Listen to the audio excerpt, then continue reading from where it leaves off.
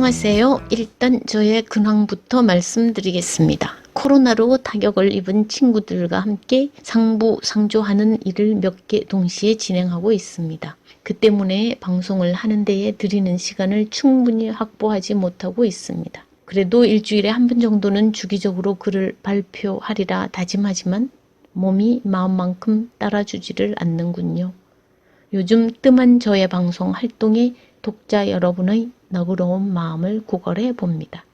참고로 제가 얼마 전에 세 분으로부터 후원을 받았는데 이 자리를 빌어 그분들에게 감사의 말씀을 전합니다. 디귿 히읗 시연님, 히읗 기역 히읗님, 기역 이응 비염님.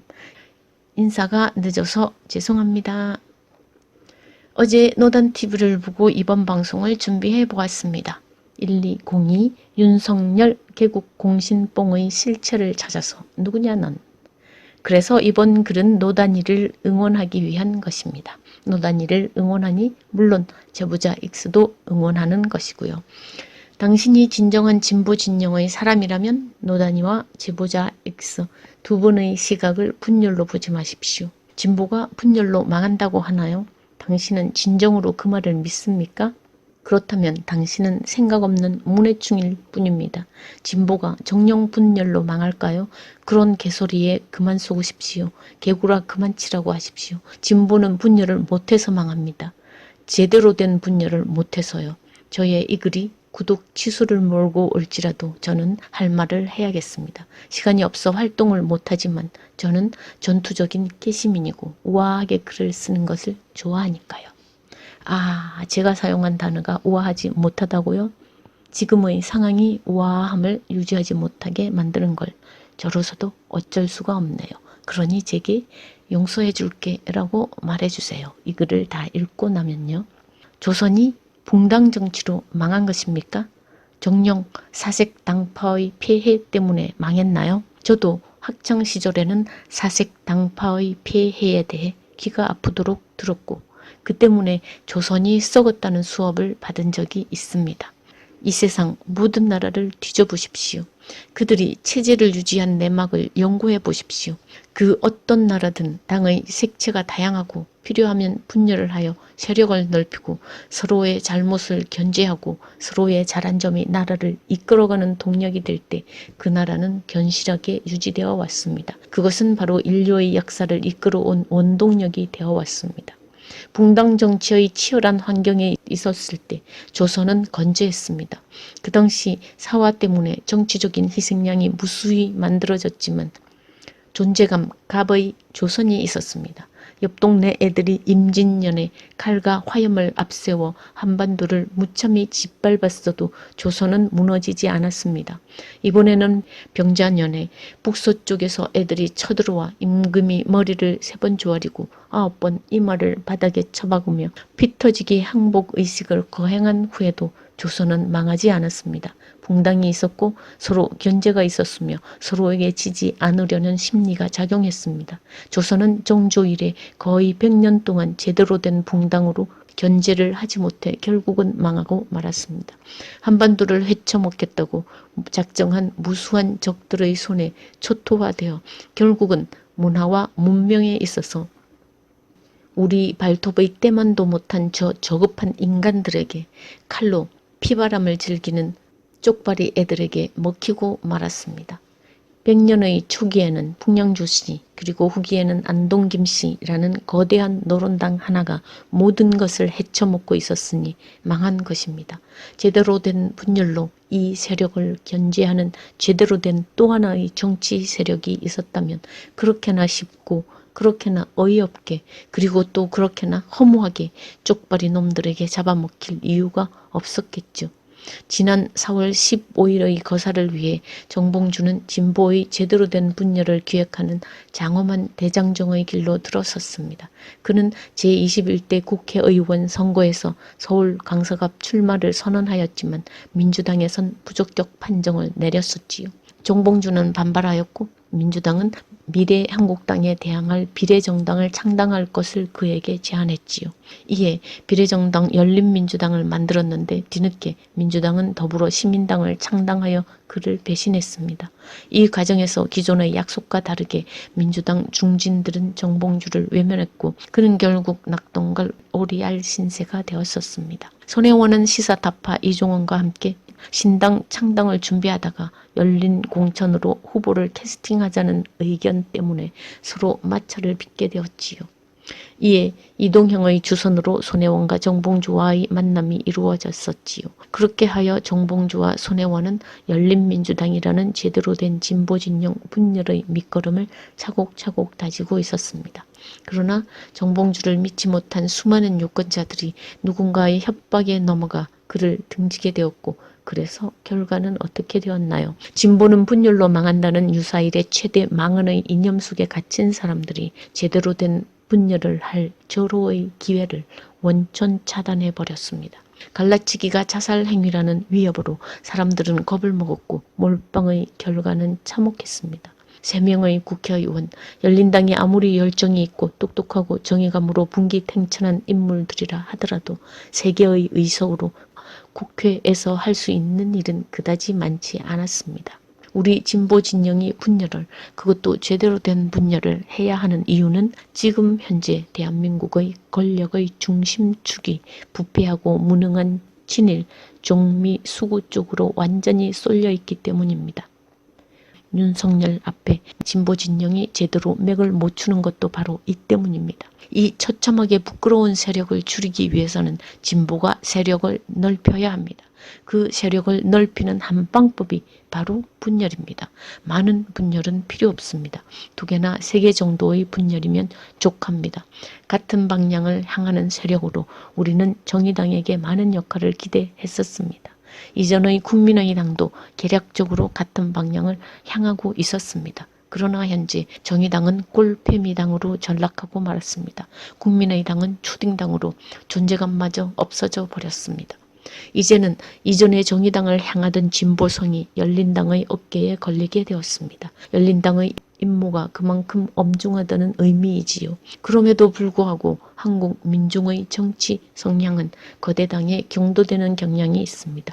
그만큼 몰빵 이론이 제대로 먹히게 되는 것이지요. 참으로 안타까운 일입니다. 한국인의 이런 성향은 진보의 세력을 넓히지 못하게 하는 걸림돌이 되고 있습니다.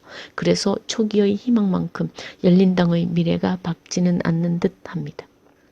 그렇다 하더라도 당신이 진정한 진보적인 이념을 가진 사람이라면 열린당 쪽으로 힘을 실어 민주당과 열린당이라는 양날개를 만들어 주어야 합니다. 2개의 날개가 오른쪽으로 왼쪽으로 번갈아 가면서 펼쳐질 수 있도록, 그래서 저 광활한 하늘을 유유히 유영할 수 있도록 해주어야 합니다. 민주당이 현실에 안주할 수 없도록 채찍을 가하기 위해서라도 열린당은 세를 넓혀야 합니다.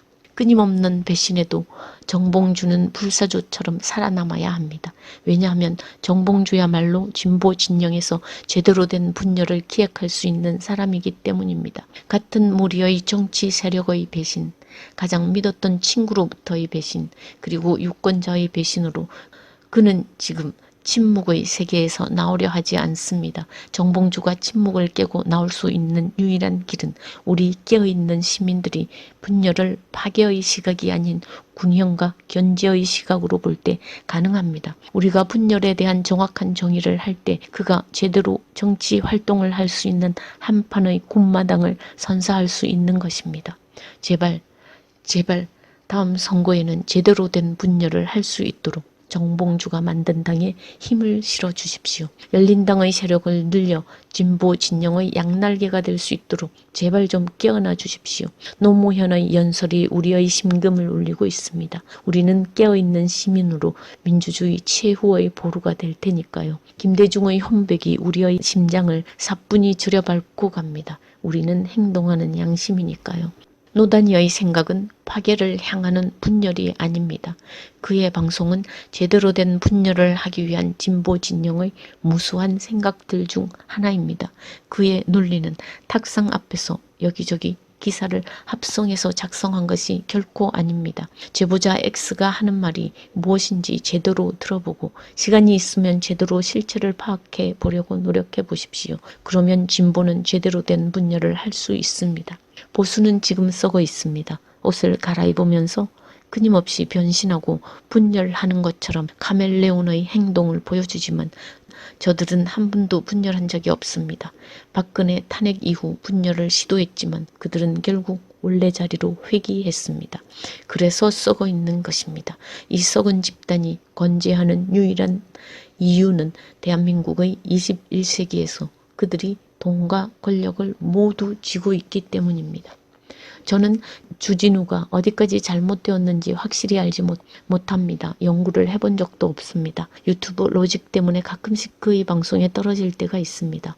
그래서 듣게 되고 듣다 보면 이상하게 고개를 갸웃거리게 될 때가 많았습니다. 그가 언젠가는 이런 말을 한 적이 있습니다.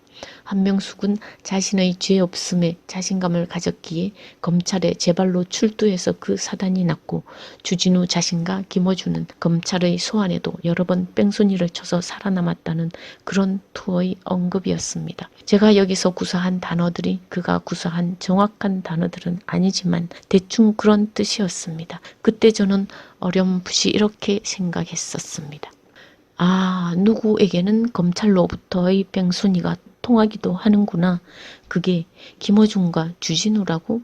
일반 시민이라도 뺑소니를 치면 무사할까? 그러고 말았습니다. 그들은 누가 뭐래도 진보 진영의 보석이었으니까요. 주진우 방송을 듣다가 또 한 번 고개를 갸우뚱하게 만든 것은 그의 정광훈에 대한 방송이었습니다. 나쁜 쪽은 정광훈이 아니라 서울의 거대 교회들이라고 했죠. 그러면서 그 거대 교회들이 구체적으로 어떻게 나쁜지는 설명해 주지 않았습니다. 겉으로 보기에 대통령 살해의 위협까지 하면서 발악하는 정광훈이 우리 진보 진영에서 거하김을 우리로선 부인할 수 없는데도 말입니다. 주진우는 정광훈을 수구 쪽의 나팔수일 뿐이라고 했습니다. 그의 시각은 절대 다수의 시각과는 너무나 거리감이 있었습니다. 제가 주진우 방송에 대해 그다지 열광하지 않는 이유는 우리 반대쪽 진영의 인물들이 너무 많이 초대되고 있다는 사실 때문입니다. 그래서 평소에도 주진우가 상당히 야당 친화적인 인물이구나 하는 생각을 하고 있었습니다. 그런데 저는 반대쪽 애들의 논리를 듣고 있을 수가 없습니다. 그 때문에 주진우를 자주 듣지 못하고 있었지요. 반대쪽 애들의 말을 들을 수 없는 이유는 그들이 뱉어내는 말들 속에서 저의 혈압과 스트레스 수치를 높이는 요인들이 너무 많기 때문이지요. 어쨌든 주진우라는 인물이 평소 고개를 갸우뚱하게 만드는 인물임은 부인할 수 없었습니다.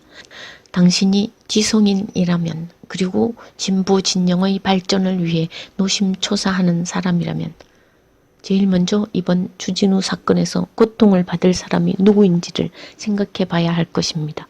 그는 김용민이 아닌지요. 그가 주진우에게 그런 공개적인 질문을 하기까지 얼마나 많은 고심을 하게 되었을지 우리는 상상할 수 있지 않습니까? 진실이 무엇이든지 간에 같은 진영이라고 의혹을 무조건 덮는 것만큼 어리석은 일은 없습니다. 그것을 분열의 시각으로 보는 것만큼 유치한 분석은 없습니다. 의혹을 의혹이라고 말하지 못하는 이유가 어디에 있습니까? 반대 진영에게 우리를 공격할 빌미를 제공하지는 않을까? 그래서 두려운가요?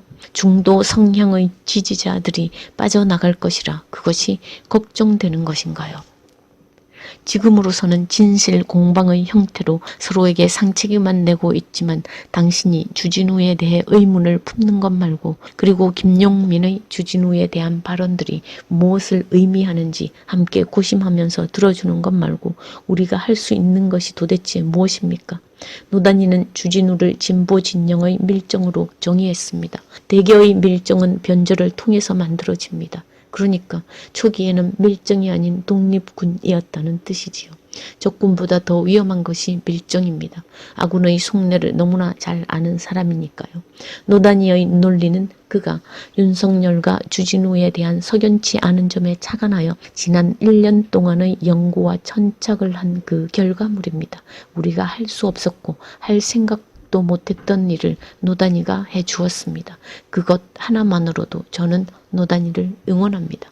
그런 방송을 할 수 있었던 그의 용기에 찬사를 보냅니다.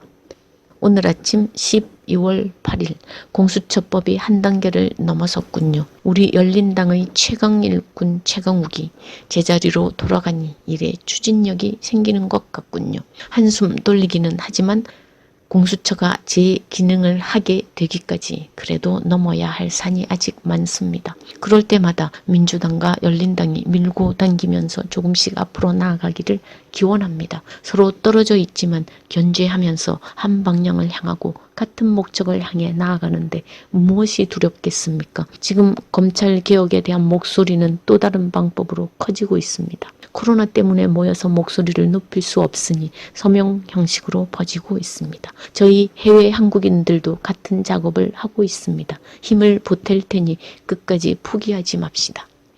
오늘 법사위에서 코미디 무대가 있었죠? 너무 재미있어서 배꼽 빠질 뻔했습니다. 채용도 왈? 여기 한 사람 더 열린민주당 최강욱 의원입니다. 여러분, 최강욱 의원이 야당입니까?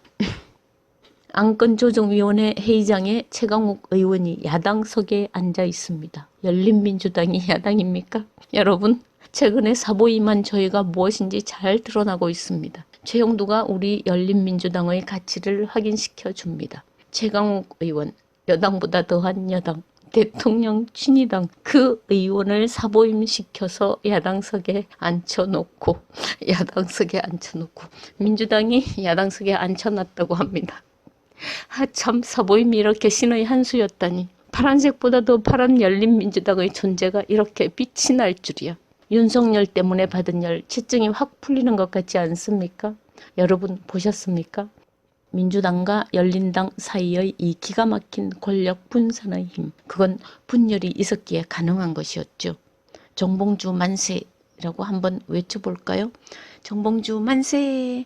근데 봉주는 지금 어디 있는 거야? 여러분, 진보는 절대로 분열로 망하지 않습니다. 오히려 그 반대입니다. 제대로 된 분열을 못해서 망합니다. 다음 선거에서 제대로 된 분열을 할 수 있도록 열린당에 힘을 실어 주십시오. 그래요. 저는 그대라는 이름의 우리 유권자를 다시 한번 믿어보려 합니다. 제대로 된 분열을 할 수 있는 그대는 너무나 아름답습니다. 그럼 오늘 글은 여기서 마치겠습니다. 좋아요, 구독 눌러주는 그대는 멋쟁이.